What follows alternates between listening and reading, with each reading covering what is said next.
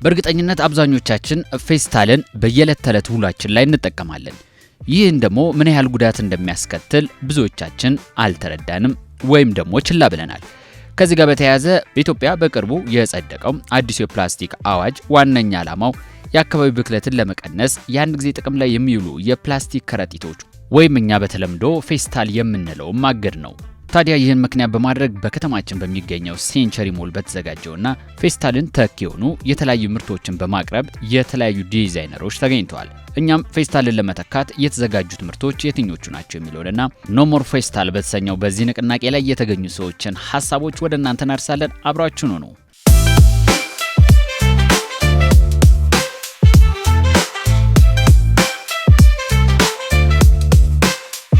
እሺ እንዴት ነሽ? ሰላም ነሽ? በቃ ፕላስቲካውን በኋላ አንፈልግም እያላችሁ ነው? አዎ ብለናል። ፕላስቲክ በእና ቦጀሬ ተቀየራል። እኔ ቆይቻለሁ በካምፓኒ 8 ዓመት አልፎኛል። ረጅም ጊዜ ነው። በጣም ረጅም ጊዜ። እኔ እንደውም እኮ መንግስት ያወጣውን አዋጅና ፕላስቲክ ይቅር የሚለውን ነገር ተመልክታችሁ ከሷ አንግል መስሎኛል የጀመራችሁት አይደል? አይ አይደለም። ከዚህ በፊት ከ8 ዓመት በፊት አንድ ትሬኒንግ ይሄ የሪሳይክል ትሬኒንግ ወስጄ ነበር እና ምን ያህል እኛ ዌስት የምናደርጋቸው ነገሮች ተፈጥሮን እኛን እየጎዱን እንዳሉ የሚያሳይ አንድ ትሬኒንግ ወስጄ ነበርና አንዱ ፕላስቲክ የምንጠቀማቸው ፕላስቲኮች በሙሉ ቢያንስ እስከ 100 ዓመት እንደማይበሰብሱ እንዴት ተፈጥሮን እንዴት እንደሚጎዱ መልሰው ለኛ ለጀነሬሽናችን በቃ ሞትን እየሰጠን እንዳለ የሚያሳይ ነበር። እንደሚታወቀው ይሄ የደረቅ ቆሻሻ አያያዝና አወጋገድ አዋጅ በነጋሪት ጋዜጣ ታትሞ በስራ ላይ ከዋለ ኦልሬዲ 6 ወራትን አስቆጥሯል። በእነዚህ 6 ወራት ውስጥ የተለያዩ የዝግጅት ስራዎች እንደዚሁም የተለያዩ ተቋማት ወደ ተኪ አማራጮች የሚሄዱበትን ሁኔታ የማመቻቸት፣ የማማከር፣ የማዋየት እንደዚሁም የትኞቹ ተኪ አማራጮች አሉ የሚለውንም የመለየት ስራ ሲሰራ ቆይቷል። እነዛንም የማስተዋወቅ ስራ በተለያየ መንገድ ሲሰራ የቆየበት ሁኔታ ነው ያለው። እንግዲህ አጠቃላይ በአሁን ሰዓት በጥሩ ዝግጅት ላይ ነው ያለው በሚባል ደረጃ ነው። የተለያዩ ተቋማት የተለያዩ በዚህ ዘርፍ ላይ ለመሰማራት ወይንም ዘርፍ ውስጥ የሚቆዩ ብዙም የማይታወቁ አብዛኛውን በፕላስቲክ ከረጢት በመኖሩ ምክንያት ይሄ ዘርፍ ብዙም የማይታወቅና የተስፋፋ እንዳይሆን ያደረገበት ሁኔታ በመኖሩ ምክንያት የማይታወቁበት ሁኔታ ነው ያለው። ነገር ግን በሂደት በመረዳት እንደቻለው በተለያየ ሁኔታ የተለያዩ ምርቶችን እያመረቱ ለራሳቸውም ጭምር ሲጠቀሙ የነበሩ ተቋማት እንዳሉ መረዳት ችለናል። ይሄም ምን ያህል የፕላስቲክ ብክለት አስከፊነትን በመረዳት የሚመጣ መሆኑን ማረጋገጥ ይቻልንበት ነው። ይህንን ዝግጅት ያዘጋጀ ነው በራሳችን ተነሳሽነት። ምክንያቱም ሴንቸሪ ሞል በከተማችንም ሆነ በኢትዮጵያ ውስጥ አንደኛውና ቀዳሚ የመዝናኛና የመገበያያ ማዕከል ነው፣ ዘመናዊም ነው። ስለዚህ ይሄ ዘመናዊነት ደግሞ የሚለካው አንደኛው ማህበራዊ ኃላፊነትን በመወጣት ነው። መንግስት ያወጣው አዋጅ 1383 ህዝባር 2017 አለ። እነሱ እኛ ግንዛቤ ማስጨበጫ በማንበብ ከተለያዩ ሚዲያዎችን በመስማት ይሄ እኛ እንደ አገር እንደ ሴንቸሪ ሞል ደግሞ ለሚመጡ ተገልጋዮቻችን ደንበኞቻችን ኃላፊነታችንን መወጣት አለበት፣ ማስተማር አለብን፣ ማሳየት አለብን ብለን የተነሳ ነው ተግባር ወይም ዘመቻ። የስርዓተ ምህዳር ፍትህ ኢትዮጵያ በዋናነት የአካባቢ ጥበቃ መብት ዙሪያ ላይ የሚሰራ መንግስት ያልሆነ ተቋም ነው። ዛሬም እዚህ የተገኘ ነው እንግዲህ አንዱ በጣም ለረጅም ጊዜ ህግ እንዲወጣ ስንጠይቅበት የነበረው አንድ ጊዜ ጥቅም ላይ ውለው የሚወገዱ የፕላስቲክ ማቴሪያሎችን የሚገድብ ህግ እንዲወጣ በጣም ረጅም ጊዜ እኛ ስንሰራበት ነበረ። የኛም ተቋም ከመቋቋሙ በፊት እንደ አካባቢ ጥበቃ ተቆርቋሪ ግለሰብ እኔ በግሌ በማቀው ከ15 ዓመት በላይ ይሄ ጥያቄ ሲጠየቅ ነበረ በመንግስት ደረጃ አንድ ጊዜ ጥቅም ላይ ውለው የሚወገዱ በተለይ ፌስታሎችን አይነት የፕላስቲክ ፓኬጂንግ ማቴሪያሎች እንዲከለከሉ ማለት ነው። ስለዚህ እሱ እንግዲህ እንደሚታወቀው ባለፈው ነሐሴ ወር ላይ በተሻሻለው የኢትዮጵያ የደረቅ ቆሻሻ አያያዝ አዋጅ መሰረት የአንድ ጊዜ ጥቅም ላይ ውለው የሚወገዱ የፕላስቲክ ከረጢቶች ሙሉ ለሙሉ ተከልክለዋል። ስለዚህ እሱ ህግ ደግሞ ከ6 ወር የፎይታ ጊዜ ሰጥቶ ነበረ። ያ የ6 ወር የፎይታ ጊዜ አሁን ጥር 23 ላይ ይጠናቀቃል። ያ ማለት ይህንን ህግ ተላልፈው የሚገኙ የህብረተሰብ ክፍሎች፣ አምራቾች፣ ማንኛውም አይነት ቢዝነሶች እና ግለሰቦች ተጠያቂ መሆን የሚጀምሩበት ወቅት ነው እና ስለዚህ ከጥር 23 ጀምሮ ህብረተሰቡ ይህንን ነገር በአግባቡ ተረድቶት አንደኛ የጉዳቱን ተረድቶ ሁለተኛ ደግሞ የህግ ክልከላውን ተረድቶ እነዚህ ማቴሪያሎች መጠቀም ማቆም እንዳለበት የሚያሳስበውን ካምፔን ሰፖርት ለማድረግ እዛ ላይ ለመሳተፍ ነው የተገኘው። አቡጀዴ ባጎች ናቸው ወይም ደግሞ ቦርሳዎች ናቸው። እነዚህ ነገሮች አሁን መንግስት ፕላስቲክ አይጠቅምም ካለ በኋላ ነው የጀመራችሁት ወይስ ቀድማችሁ ነው ወደ ገበያ የመጣችሁት? እንዴት ነበረ ጅማሬያችሁ? ጅማሬያችን የቆየ ነው። ስራዎችን ከጀመረን ጊዜ ጀምሮ የምንጠቀመው አቡጀዴውን ነው። ከብዙ ነገር አንፃር የተቻለ ስለሆነ ከውበትም አንዳንዴ ፓኬጂንጉ ከምንም በላይ ፓኬጂንጉ ውበት አለው። ከጤናም ከብዙ ነገር አንፃር የተሻለ ሆኖ ስላገኘ ነው ስራ ከጀመረን ከ9 ወይም እስከ 10 ዓመት በፊት የሀገር ውስጥ ምርት ነው የምናመርተው። እነዛን መስራት ከጀመረን ጊዜ ጀምሮ የምንጠቀማቸው እነዚህ ነው። እንዴ ነው ግን ሰው የሚወደው የፕላስቲክ ስሰጧቸው ነው ወይስ ይሄን ስሰጡ ነው? ይሄን ሰው ይወደዋል። ምክንያቱም አሁን እቃ እናንተ ሻጮች ናችሁ አይደለ? እቃ ስሰጧቸው በዚህ የምትሰጧቸው ከእቃው ጋር ዋጋ ጨምራችሁ ነው ራሱን የሚሰጡ። ስለዚህ ሰው የሚፈልገው ከፕላስቲኩ ይሄንን ነው። ከፕላስቲኩ በተሻለ ይሄንን ይፈልገዋል። አንድ ውበትም አለው፣ ሁለት ድጋሚ የመጠቀም ይቻላል። ፕላስቲኮቹን ግን ድጋሚ መጠቀም አትችልም፣ ውበትም የላቸውም። ይሄኛውን የተሻለ ይመርጡታል። እናንተ ስትጀምሩ ታዲያ ወደ ምርታችሁ ስትገቡ መጀመሪያ አሁን ፕላስቲክ 100 ዓመት ይቆያል፣ አካባቢን ይበክላል፣ ለጤናም ጥሩ አይደለም የሚለውን ነገር መነሻ አድርጋችሁ ነው እንዲስታዩ? ኧረ ይሄ ውበቱ አያምርም ያስጠላል ከሚል ከምን አይነት አንግል ነበር ስራችሁ? ከሁለቱም አንፃር የተሻለ ነው። ፕላስቲክ እንትኖች ከጤናም እንዳልከው 100 ዓመትም የመቆየቱ ብዙ ነገር አንፃር የተሻለም ሆኖ ስላገኘ ነው ይሄንን ሁለት አንድ ሜድም ስለሆኑ የምናቀርባቸው ምርቶች አንድ ሜድ በሆነ ነገር ብንሸጠው የተሻለ ነው። ገብቷል። ከሽያጭ አንፃር ከስተመር ከላይ ጀምሮ አይደል እያንዳንዱ ነገር እያየ ወዶት ምናምን የሚለው ሶ ያንንም በማሰብ ስራ ከጀመረን ጊዜ ጀምሮ ይሄን በዚህ ነው እያቀረብን ያለ ነው። ብዙ ጊዜ ለዝነጣ ሰው አይጠቀመውም የፕላስቲክ መያዣው። እነዚህ ግን አሁን ለዝነጣም ይሆናሉ ቃለ መግዛትም ይሆናሉና ለሰው የምታስተላልፊው መልእክት ምንድን ነው? ፕላስቲክን ከምትጠቀሙ ይልቅ እንደዚህ አይነት እንትኖችን መጠቀማችሁ ለዝነጣም ይሆናል፣ እቃችሁንም በደንብ ጥንቅቅ አድርጎ ይዝላችኋል። በተለያዩ መጠኖች ነው እያዩ ያሉት። እዚህ ጋር ከትንሽ ጀምሮ አለ፣ ከትንሽ ጀምሮ ተለቅ ያለም አነስ ያለም ለምንም ነገር የተሻለ ነው ማለት። ምክንያቱም ፕላስቲክ እንዳልነው ከአዌርነሱ እንዳለ መስጠት መንግስት እንደጀመረ ከጤናም አንፃር ከብዙ ነገር የሚመከር ስላልሆነ ይሄ የተሻለ ውበትም አለው። በጣም ውበት አለው፣ የተሻለ ውበት አለው። ላስቲክ ከምትይዝ ይሄንን ይዘህ ብትንቀሳቀስ ብዙ ነገር የሚይዝ ይመስላል ሲታይ። እንደዚህ አሁን ይሄ ትልቅ ነው፣ አነስ ያለ ሰው በደንብ ይይዛል። በጣም አነስ ያለ ሰው ይይዛል። አይ ይይዛል፣ እቃ በደንብ ይይዛል። ምንም ነገር ከፍ ማድረግም ይቻላል። ከዚህ አነስ ተደርጋ መሰራት ትችላለች። አሁን ቦርሳሽን ራሱ ቦርሳ ውስጥ እንደዚህ መያዝ ይቻላል እንዴ? ለአንተም አሁን ፌስታሉን ይዘህ ከምትሄድና ይሄን ይዘህ ከምትሄድ አሁን እንደ ሀገር ስላለምር ነው እንጂ ከውበትም አንፃር እንዳልሽው አጥበሽም ደግሞ እንደገና መጠቀም ትችላለሽ። ፌስታል ግን አንዴ ከተጠቀምሽ በኋላ ምት ይሆናልና ለሰጠለውም አንድ ቶሎ የመበስበስ እንትን ስለሌለው በጣም ኢፌክት አለው በጣም። በስተመጨረሻ ግን ሀሳብ ለተመልካች የምታደርሺው ዕቃ ቅዳሜ መዝናኛ ላይ ነው የምትገኘው፣ ማድረስ ትችላለሽ። ይሄን ተጠቀሙ ነው ማለት የምችለው። በስተመጨረሻ ይሄን ተጠቀሙ ብላለች። ከፕላስቲኩ የተሻለ ይሄኛው የተሻለ እንትን ስለሆነ ከውበትም ከብዙ ነገርም አንፃር ከጤናችንም አንፃር የተሻለ ሆኖ ስለሆነ ይሄንን ብትጠቀሙ የተሻለ ነው።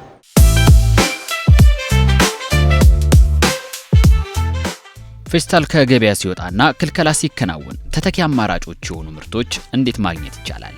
አማራጮቹ አሉ ስንል በቤታችን አሉ፣ በተቋማት አሉ፣ በሱቆች አሉ። ስለዚህ ትልቅ የሚፈለገው ነገር የባህሪ ለውጥ ማምጣት ነው። የባህሪው ለውጥ የምንጠቀምባቸውን ነገሮች አንደኛ በቀላሉ ይዞ ደጋግመን ልንጠቀምባቸው የምንችላቸው። ፕላስቲክ በጣም ስለተለመደ ብዙ ሰው እንደ የሚመረትም እዚህ ሀገር እኛ ሀገር ምትክ ምርቶችን መኖራቸውን ብዙ ሰው አያውቀውምና ከብዙ ኮሚኒኬሽን ድርጅቶችን ስናነጋገር እንደዚህ አይነት ሴክተር ላይ የሚሰሩ መስሪያ ቤቶችን ስናነጋገር እውነትም ሊተካ የሚችል ከፕላስቲክ ውጪ ሌሎች ምርቶች ይሄንን ሊተኩ እንደሚችሉ ፕላስ ቱ ዛት ደግሞ ከጤናማ አንፃር ለጀነሬሽን የሚተላለፍ ጤናማ ትውልድ ከመገንባት አንፃር ወሳኝ ስለሆነ ያንን በማስተማር አሁን በንቅናቄ መልክ በየትምህርት ቤቶቹ አብረን ምንሰራቸው ይኖራሉና የተለያዩ ምግባር ሰናይ ድርጅቶች እዚህ ላይ የሚሰሩ የአካባቢ ጥበቃ ባለስልጣንም እዚህ ላይ ይሰራልና ከሌሎችም ጋር አብረን ደግሞ በቀጣይ በስፋት ተግባራዊ የምናደርገው ነው። አሁን ግን እየተለመደ ነው። ድርጅቶች መኖራቸውን እያየን ነው። ሰዎችም ጋር አሁን በዚህ ልክ መድረስ ከተቻለ በቀጣይም የበለጠ ሰፍቶና አድጎ ሁሉም ከፕላስቲክ ነፃ የሆነ ኢንቫይሮንመንት ተግባራዊ የሚያደርግበት ጊዜ ይኖራል ብለን እንገምታለን። በተለይ ይሄ ለአንድ ጊዜ አገልግሎት የሚውለው ፕላስቲክ ባግ በተለምዶ ፌስታል ተብሎ የሚጠራው አንደኛ ለመበስበስ 100 ዓመት ይፈጅበታል የሚል እዛ ላይ የተቀመጠ አለ። ሁለተኛ በህብረተሰብ ጤና ላይ ከፍተኛ የሆነ አደጋ ያደርሳል። ምክንያቱም የአንድ ጊዜ አገልግሎት የሚውሉት የፕላስቲክ ባጎች በብዛት የሚወገዱበት አወጋገድ በማቃጠል ነው። በሚቃጠሉበት ጊዜ ፕላስቲኮች አካባቢን ይበክላሉ። አካባቢ ደግሞ የህብረተሰብን ጤና የሚጎዳበት ሁኔታ አለ። ሶስተኛው ደግሞ የአጠቃቀም መጠኑ በተገለጸው አዋጁ ላይ በተገለጸው በአመት 11% ይጨምራል። 11% መጨመር ብቻ አይደለም። ከዚህ ውስጥ በከተማ ውስጥ በተለይ ያሉት ፕላስቲክ ውስጥ ለአንድ ጊዜ የሚያገለግሉ የፕላስቲክ ባጎች መጠናቸው ከ46 እስከ 70% ናቸው ይላል። እነዚህም ደግሞ አንደኛ እንስሳቶችን ይገድላል በሚበሉበት ጊዜ፣ ሁለተኛ ደግሞ የትቦዎች ውሃ መፍሰሻ መውረጃዎች ላይ እየተገቡ ውስጥ እየተቀረቀሩ የጎርፍ አደጋን ያመጣሉ። ስለዚህ እነዚህ አንደኛ የህብረተሰብ ጤና ከመጉዳቱ አንፃር፣ ሁለተኛ ደግሞ የሚያመጣው አካባቢ ላይ ወይም ስነ ምህዳር ላይ ያለውን ከፍተኛ ተጽዕኖ በማየት እንደ ሴንቸሪ ሞል ያለብንን ማህበራዊ ኃላፊነት ወይም ማህበራዊ ግዴታ ለመወጣትና ይሄ አዋጅ በጥር 24 2018 ዓ.ም ጀምሮ ተግባራዊ ይሆናል። ያ ከመሆኑ ከጥቂት ቀናት በፊት እኛ ቀደም ብለን ለ2 ቀን የሚቆይ ዘመቻ ኖ ሞር ፕላስቲክ ባግ ወይንም ለአንድ ጊዜ አገልግሎት የሚውሉ ፌስታሎችን አንጠቀም በሚል የግንዛቤ ማስጨበጫ ለማስጨበጥ ይህንን ዘመቻ ያስጀምራል። እንግዲህ የፕላስቲክ ከረጢቶችን ባህሪያቸውን ስንመለከታቸው ፕላስቲክ የሚሰራው በመሰረታዊ ግብአቱ ፔትሮኬሚካልስ ናቸው። ወይም ደግሞ ይሄ ነዳጅ ለመኪና ለሌላ ኤነርጂ ሶርስ የምንጠቀምበት ነዳጅ ወይም ደግሞ ፎሲል ፊውስ ከምንለው ፔትሮኬሚካል ግብአት ተወስዶ ሌሎች ተጨማሪ እጅግ በጣም ብዙ ኬሚካሎች ተጨምረውበት የሚሰራ ምርት ነው። እነዚህ ኬሚካሎችን ደግሞ የተሰራውን ምርት ደግሞ አሁን ባለው ሁኔታ ማህበረሰባችን አንስቶ እየተጠቀመበት ያለው ምግብ ለመያዣ፣ እንጀራ ለመግዛት፣ ዳቦ ለመግዛት፣ ሌሎችም ወደ ምግብ ስርዓታችን ውስጥ የሚገቡ ነገሮችን ለማምጫ ኢቭን ምግብ እንኳን ላልሆነ ነገር ጥቅም ላይ ሲውል ስቲል አጠገባችን ሆኖ ሁል ጊዜ ከኛ ጋር ከምንበላው ነገር ጋር ንክኪ ባለው ሁኔታ ነው የምንጠቀመው እና ያ ማለት ደግሞ ያ ሁሉ ቅድም የጠቀስኩልህ ሰፊ ኬሚካሎች ወደምንበላው ምግብና ወደኛ ሲስተም ውስጥ ወደ አካባቢ ውስጥ በመግባት በጣም ብዙ ጉዳቶችን ያደርሳሉ። የሰው ልጅ ኢሚዩኒቲ ወይም የበሽታ የመከላከል አቅሙን በማዳከም ሌሎችም ደግሞ የመሰረታዊ የምንላቸው የሰውነት አካላቶቻችንን ፋንክሽን ሊሚት በማድረግ ብዙ ችግሮችን ያስከትላሉ እነዛ ኬሚካሎች ወደ ሰውነታችን በሚገቡበት ወቅት ማለት ነው። ስለዚህ ይሄ ከጤና አኳያ ያለው ጉዳት ነው የፕላስቲክ ፌስታሎች። ሌላው ጉዳት ደግሞ አካባቢ ላይ ፕላስቲክ በቀላሉ በስብሶ ወደ አካባቢው የሚዋሃድ ማቴሪያል አይደለም። ያ ማለት ምን ማለት ነው? እንግዲህ በአፈር ውስጥ በእጽዋት ውስጥ በረጅም ጊዜ በመቆየት የተፈጥሮ ዑደት ሳይክሎችን የአፈሩንም የሌሎች ስርዓተ ምህዳሮችን በመረበሽ ብዙ አይነት መጥፎ የሆኑ የአካባቢ ተጽዕኖዎች አሉ።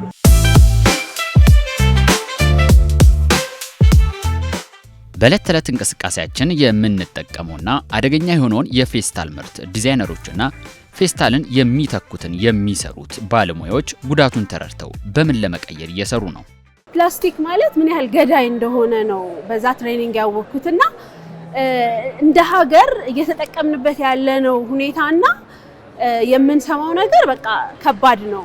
ግን ምን ማድረግ እችላለሁ ብዬ ሳስብ እኔ አንድ ሰው ሆነ ትሬኒንግ ውስጥ ብዙ ሰዎች ነን ያለና ከነዛ ውስጥ የሚማሩ የለወጡ ጓደኞቻችን አሉ። ግን እኔም አንድ ብለውጥ ቀስ እያልኩ ይለወጣልና እና ካምፔኑ ሲመጣ መንግስት የሚወሰደው ውሳኔ በጣም ጥሩ ነው፣ ትክክል ነው እና እኛ 8 ዓመት አልፎናል። የፋሽን ዲዛይነር ነኝ። መሰረት እባላለሁ። ተመልካቾቻችን እንግዲህ ፋሽን ዲዛይንም እንደዚህ አይነት ነገር መጠቀም እንደሚችል እያሳየች ነው። በጣም ከገረመኝ ግን እዚህ ጋር ተመልካቾች ብዙ ጊዜ ጆንያ የምንጠቀምበት በድሮ ዘመን ለእህል ነው አይደል? አሁን ጆንያ ራሱ ከእህል ጋር ያለው ተያያዥነት የቀነሰ ይመስለኛል። አሁን ማዳበሪያ ነው የምንጠቀመው። እነዚህ ግን አሁን ለዝነጣ እቃ ለመያዣ ሆኗልና ዱራብል የሆነ አንድ ጊዜ ትገዛዋለህ፣ ግን ብዙ ጊዜ ትጠቀምበታለህ እያጠብክበት ምናምንና ይሄ አሁን እንደ ጆንያ የሚመስል ቴክስቸር ያለው የአቡጀዲ ማቴሪያል ነው። በጅንስ ሚክስ አድርገን አስጊጠን ይሄንን ለብሰህ አሁን ሾፒንግ ብትወጣ በቃ ዘንጣሃል። አዘ ሴም ታይም ግን እቃም ደግሞ ፍሪ አድርገሃል። ይሄ የአፌክት የሚያደርገውና ጅንስም አሁን በጣም ወፍራም ነው፣ ጠንካራ ነው። ይሄ ጅንስ ማቴሪያል ነው እና ኪሶች አሉት። ከዚህም በበለጠ አክሰሰብል እንዲሆን ማድረግ የሚቻልበት እንትኖች አሉ ማለት ነው። እና ይሄን ካንቫስ ማቴሪያል ነው ማለት ነው። የማዳበሪያውና የጆንያ ሐሳብ ግን እንደመጣ ምንድነው አሁን ጆንያ በጣም ከቃጫ የሚሰራ ነገር ነው እና እንደ ልብ ማግኘት ይቻላል። እንግዲህ ይሄንን በሚያምር መንገድ በዘነጠ መንገድ ሰርተን መጠቀም እንደሚችሉ ለማሳየት ብዬ ነው ይሄንን እንደ ሳምፕል የሰራሁት ማለት ነው። ይሄን ማዳበሪያ ነው፣ ጠንከር ያለ ማዳበሪያ ነው። ግን አሁን ይሄንን ይዘህ ብትሄድ ያንተን የለበስከውን እይታህን ምንም አፌክት የሚያደርግ አይደለም። ጥሩ እንደለበስክ ነው የሚሰማና ስለዚህ አሁን ይሄን በእርግጠኝነት የሚገዛ ሰው አለ አይደል? በደንብ ይጠቀማል ሰው እንዲጠቀሙ ማስታወቂያ እየሰራው ነው። ሰዎች ይሄንን ማድረግ ይችላሉ። ኢቨን ሴክተሩ ላይ ይሄም ማዳበሪያ ነው። ስለዚህ ከፌስታል ይልቅ እነዚህ የሚያዙ ቅድም እንዳልሽው ይሄ አሁን ብዙ ጊዜ ያገለግላል። በዛው ልክ ደግሞ ከፌስታል ራሳችንን እንጠብቃለን። ጠንካራ ነው ደግሞ እንደ ልብም ይገኛል።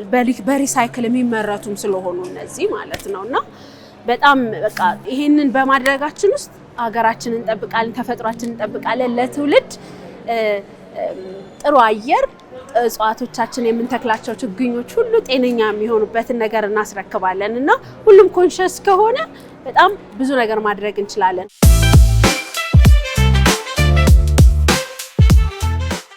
ከተማችንን ከመበከል አልፎ ወንዞቻችንን ጭምር ለአደጋ ያጋለጠው የፕላስቲክ ውሃ መያዣና በተለይም ፌስታል ለክልከላ መብቃቱን ተከትሎ ባለሙያዎቹ በስተመጨረሻ ይህም ብለውናል።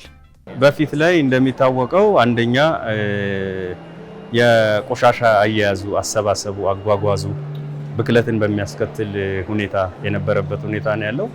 የወንዝ ዳሮች፣ የመንገድ ዳሮች በቆሻሻ የተሞሉ ናቸው። በቆሻሻ የተሞሉ ናቸው ስንል ደግሞ አብዛኛው እነዚህ ለረጅም ጊዜ ሳይበሰብሱ በስርዓተ ምህዳር ውስጥ የሚቆዩ በፕላስቲክ ኮዳዎች፣ በፕላስቲክ ከረጢቶች የተሞሉ ናቸው። ስለዚህ እነዚህ ለረጅም ጊዜ በዛ ውስጥ በመቆየታቸው ምክንያት ወንዞቻችን፣ አካባቢዎቻችን ጽዱ ባለመሆን እንደዚሁም ለእይታም ማራኪ ያለመሆን ችግር ነበረባቸው። ያም በመሆኑ ምክንያት ከተማዋ አብዛኛውን ጊዜ ጎርፍ ክረምት በመጣ ቁጥር በተለያዩ ቦታዎች የጎርፍ መጥለቅለቅ ያጋጥማል። ኢቨን ከዛ አልፎ እነዚህ ትልልቅ የውሃ መውረጃ ቱቦዎች በአመት 2-3 እንዲጸዱ ይደረግ የነበረበት ሁኔታ ነው ያለው። ስለዚህ በአይናችን የምናየው ከፍተኛ የሆነ በብክለት የተሞላ ቦታዎች እንደነበሩ በቀላሉ መረዳት ይቻላል። ከጥር 23 ጀምሮ ሙሉ ለሙሉ ተግባራዊ መደረግ እንደሚጀምር መንግስት እንግዲህ ያሳውቆናል። ያ ማለት እንግዲህ ቅጣቶች ይጀምራሉ። ይሄ አንድ አስገዳጅ ምክንያት ሆኖ ህብረተሰቡ ግን በዋናነት የጤና ጉዳቱን የአካባቢ ጉዳቱን ተረድቶ አማራጮቹን እንዲያይ ለማሳሰብ ነው። ይሄንን ነገር ደግሞ እንግዲህ በፌስታል ብቻ ሳይሆን ሁሉንም አንድ ጊዜ ጥቅም ላይ ውለው የሚወገዱ የፕላስቲክ ምርቶችን ከመጠቀም መቆጠብ እንዳለብን በተቻለ አቅም ለማሳሰብ ነው። ይሄንን ደግሞ ምን አማራጭ አለን ስለሚለው ደግሞ ጥያቄ በተለይ በአዲስ አበባ ደረጃ የፕላስቲክ ነፃ የሆነ አዲስ አበባ በሚል ያዘጋጀነው ጋይድ አለ ከተባባሪ ድርጅቶቻችን ጋር። ይሄንን ጋይድ ከኢኮጀስቲስ ኢትዮጵያ ዌብሳይት ወይም በዚህ QR ኮድ ማግኘት ይችላሉ። እዚህ ጋይድ ላይ ለእያንዳንዱ አሁን አንድ ጊዜ ጥቅም ላይ ውለው የሚወገዱ ፕላስቲክ ምርቶችን ለምንጠቀምባቸው ነገሮች አማራጮችን አዲስ አበባ ውስጥ የት አገኛለሁ የሚለውን አድራሻቸውን ጭምር የያዘና በየጊዜው ደግሞ አፕዴት የምናደርገው ላይቭ ዶክመንት ነው። ስለዚህ ይሄንን ዶክመንት በማየት አማራጮችን ደግሞ አክሰስ በማድረግ ህብረተሰቡ የራሱንም ጤና አካባቢውንም እንዲጠብቅ እናሳስባለን። ተመልካቾቻችን እንግዲህ ኖ ሞር ፕላስቲክ ባግ የሚል እንግዲህ መርህ በተለይም ደግሞ እንደ መንግስትም ደግሞ ከአሁን በኋላ ፕላስቲክ ባግ መጠቀም ለኛም ስለማይጠቅም እንዲሁም ደግሞ አካባቢያችን ስለሚበክል ከሚል ሀሳብ መነሻ ተደርጎ እንግዲህ በሴንቸር ሞል የተዘጋጀ አንድ መሰናዶ ነበረ። እንግዲህ ፕላስቲክን ካሁን በኋላ ላንጠቀም ወይም ደግሞ ፌስታል የሚባለውን እንግዲህ እንደ ቦርሳ አይነት ነገር ወይም ደግሞ እቃ መግዣ የምንጠቀመው ነገር ልናስቀር ስለሆነ እዚህ ካዩዋቸውና በጣም ከሳቢ ነገሮች መካከል በተለምዶ በተለይ እናንተ ካልተጠቀማችሁት ቤተሰቦቻችሁ እናቶቻችሁ ተጠቅመውታል ብዬ አስባለሁ። አሁን ግን በዘመናዊ መልክ እንደዚህ መጥቷል። ውበቷ ጨምሮ ከዛ ባሻገር ደግሞ ሀገራዊ ማንነቱን ሳይለቅ ደግሞ እንደዚህ ተውቦ መጥቷል ማለት ነው። ስለዚህ ካሁን በኋላ ፕላስቲክን መጠቀም ትተን ወይም ደግሞ ፌስታልን መጠቀም ትተን በእንደዚህ አይነት ሀገር በቀል በሆኑ እዚሁ ደግሞ ሊሰሩ በሚችሉ አይነት ነገሮች እየተቀየረ ይመስለኛል። ከዛ ባሻገር ደግሞ እዚህ ጋር እንደምታያቸው ምና ቀድም ደግሞ ሌሎች ሰዎችም ሻጮችም እንግዲህ ሲነግሩ እንደነበረው የአቡጀዴ ጨርቆች አሁን እችን ያዩት ድሮ የሆነች ትንሽዬ ነገር ስንገዛ በፌስታል ነበር እንዲህ ተጠቅልሎ የሚሰጠን። አሁን ግን በእነዚህ አይነት አነስ ባሉ የካኪ ወረቀቶች ወይም ደግሞ የአቡጀዴ ወረቀቶች ጨርቆች ማለት ነው እቃዎችን የምንሸምትበት ይሆናል ማለት ነው። በተለያየ እዚህ ጋር አይነት ዲዛይን እና መጠኖች እያየን ነው የምንገኘው ተመልካቾቻችን። ስለዚህ ከአሁን በኋላ የፕላስቲክ ወይም ደግሞ ፌስታል የምንለው ነገር ቀርቶ እዚሁ ሀገር ውስጥ መመረት በሚችሉ ጨርቆች ወይም ደግሞ ወረቀቶች የምንፈልገውን እቃ ሸምተን ወደ ቤታችን መግባት የምንችልበትን ነገር እንደዚህ ከምናያቸው ነገሮች እየተሰሩ እዚህ ጋርም ጨርቅ አለ።